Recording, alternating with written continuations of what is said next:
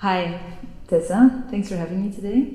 Such a pleasure. I maybe start by introducing myself, even though you know me already very well. I'm a curator and art writer based in Brussels, and I like to follow up on art practices with artists that I really love, like you.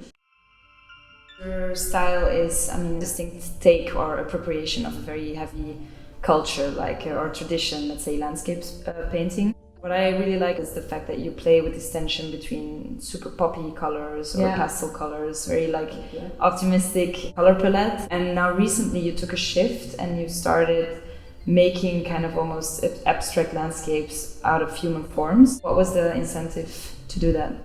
I really just kind of took head on this experiential way of forming environments that push these boundaries of the history of landscape painting, because I had become quite bored with it, but I was very fascinated with the concepts and how I could kind of make sense of loss and mortality and bring into ideas of forest canopy, and that being very also referential, people saying, oh, but it looks like a woman's birth canal kind of thing. So I started playing around with these motifs, and they kind of went back and forth between what it meant to have regeneration as a human and the regenerative properties of nature, and all the symbols and the materials that I'm using are very related to that as well, I think. Yeah. And the first nudes you did were very up close, close up the flesh. Your color palette also changed a bit in this first series. You were much more into pastel and pink tones, so it really became this kind of organic feel. And as a viewer, I felt very close, even though that the person itself was clearly made anonymous.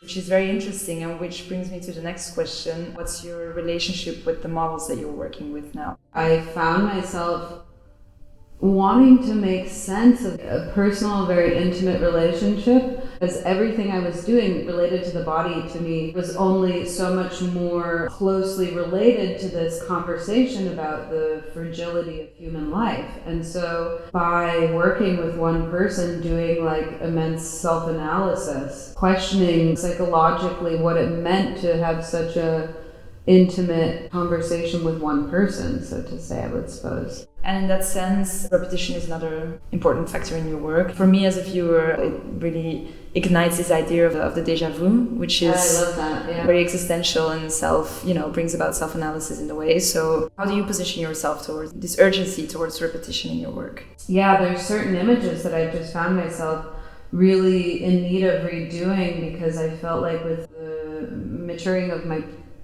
practice or any sort of growth, that I wanted to redo things or re-challenge myself. I can't say that I'm ever going to be the best at anything or that I know anything more than I did before. I'm just re-challenging myself and reabsorbing the material and realizing that the things that I had done before need to be redone again so that I know them the best.